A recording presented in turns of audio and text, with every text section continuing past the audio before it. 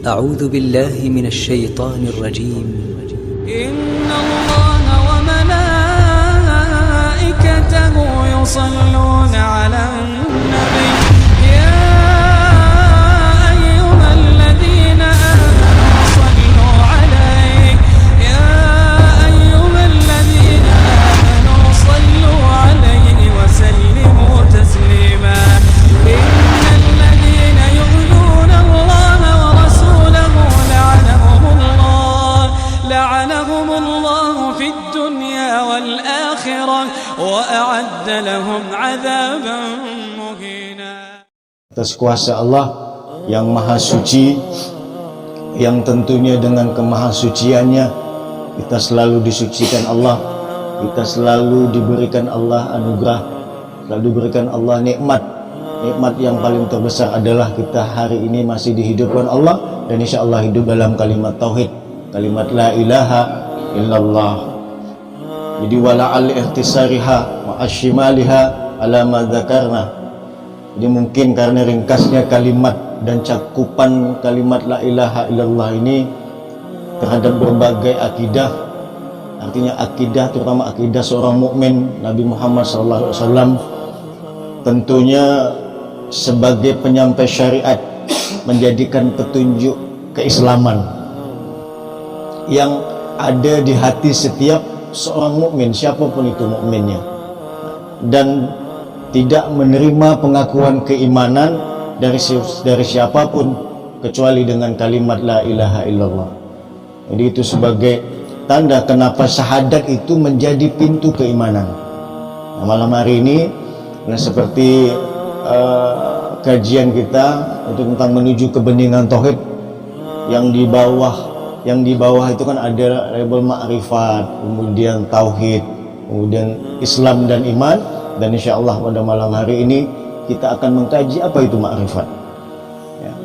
Sambil nanti di dalam kitab menuju kebeningan tauhid ini akan belajar tentang sifat-sifat Allah, yang kita sudah mulai dengan sifat wujud, sifat qidam ya. Nanti secara berlanjut penjelasan tentang ma'rifatullah dan mengenal Allah. Kita tahu apa itu yang dimaksud dengan mukhalafatul hawadis, yang Allah itu berbeda dengan makhluknya, dan laisa kamitslihi syai'un, tidak ada yang serupa dengan Allah, tidak ada yang sama dengan Allah. Nah, nanti akan kita bahas insyaallah pada malam hari ini. Artinya la syakka annahu alaihi salatu wassalam. Jadi jangan ada keraguan. Jadi sudah tak ada keraguan bahwa sungguh Nabi Muhammad SAW diberi kekhususan, ya kan? Bijama'il kalim, ya kan? Fatahidu tahta kulla kalimatin kalimatihi minal fawaid malayan syarif. Jadi Rasulullah SAW sudah diberikan kekhususan dengan jami'il kalam, ucapan yang singkat penuh makna, sehingga kita dapat menemukan betapa banyak faedah dari kalimat yang singkat, kalimat yang mudah kita ucapkan tapi memiliki makna yang tak terbatas. Apa itu kalimatnya? La ilaha illallah. Jadi memilih kalimat al-musyarafah ini yang mudah dihafal dan mudah diingat, yang banyak sekali faedahnya secara keilmuan maupun kenyataannya di alam dunia ini maupun nanti pada saat kita berhadapan dengan Allah Subhanahu wa taala. Bagi umatnya Nabi Muhammad ini menunjukkan keimanan dan menunjukkan menjadikan ketenangan di hati setiap siapa saja yang Allah kehendaki. Sebagai contoh, kalau kita bersalawat kepada Rasulullah, ini kan adalah bentuk penghormatan kita kepada Nabi Muhammad bin Abdullah yang lahir di Mekah, yang wafat di Madinah, dan juga bentuk penghormatan kita kepada Nur Muhammad. Jadi salawat itu hanya haknya lisan, bukan haknya hati. Haknya hati apa? Zikir la ilaha illallah. Maka kalau kita bersalawat, disertakanlah dengan mengucapkan di dalam hati la ilaha illallah. Sebagai contoh, misal salawat yang pendek, salawat Jibril sallallahu alaihi Muhammad, maka bersamaan di dalam hati kita berzikir la ilaha illallah. Karena salawat itu hanya haknya lisan, penghormatan kepada Nabi Muhammad bin Abdullah. secara jasadnya dan kepada nur Muhammadnya. Itu bagaimana tata cara kita berzikir kepada Allah dan berselawat kepada baginda Rasulullah sallallahu alaihi wasallam. Nah, tentunya kalimat la ilaha illallah ini banyak sekali hadis-hadis yang menyatakan bahwa betapa maknanya luar biasa kalau kita memahami, kemudian kita mengamalkan, kita ucapkan kalimat la ilaha illallah ini, insya Allah ya, maka pelan-pelan niat kita ma'rifatullah, pengen mengenal Allah itu akan sampai ya, tapi dengan syarat ya, nanti ada alurnya. Saya akan sampaikan pada malam hari ini apa sih, bagaimana alur ma'rifat itu. Kalau bahasa kita di SOP ya. Orang yang pengen belajar tauhid itu berbeda dengan belajar fikih ya. Belajar fikih ada orang yang hanya mendengar saja lalu lewat begitu saja ya. Karena sholat atau ibadah mahdhah, sholat ini kan mudah, dimulai dari takbir diakhiri salam. Saya waktu kecil pun sama bisa ya, dari tua pun sama misalnya. Tapi khusus belajar tauhid harus ma'rifatullah, harus kenal sama Allah. Kenapa? Ya. Karena kalau kita sedang berhadapan dengan Allah Subhanahu wa taala, kita kita selalu bersyahadat. Ya. Tentunya syahadat ini menjadi penting untuk kita ketahui makna yang mendalam, makna yang hakikinya. Tapi nanti kita mulai satu-satu nih, pelan, kita urutan. Maksudnya berurut, saya akan sampaikan secara sistematis. Kita mulai dengan sabda Nabi Muhammad SAW yang kata beliau, siapa saja yang akhir ucapannya adalah la ilaha illallah, maka ia masuk surga. Ya. Jadi man kana akhir kalimah la ilaha illallah dakhalal jannah. Jadi pasti masuk surga. Kalau di akhir hayatnya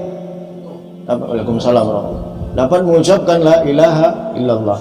Dan beliau juga bersabda, siapa saja yang mati dalam kondisi mengetahui sungguh tidak ada Tuhan selain Allah, maka ia juga akan masuk surga. Jadi hidup dengan kalimat la ilaha illallah, pada saat sakaratul maut dapat mengucapkan la ilaha illallah, maka akan dibangkitkan juga dengan kalimat la ilaha illallah.